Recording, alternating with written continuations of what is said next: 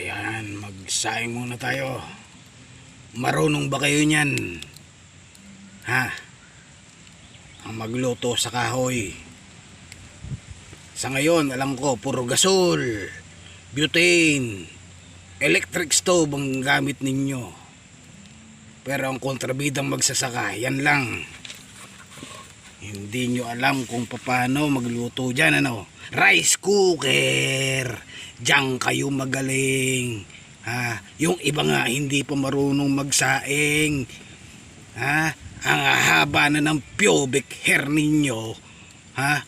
Sa kilikili, hindi pa kayo marunong magsaing.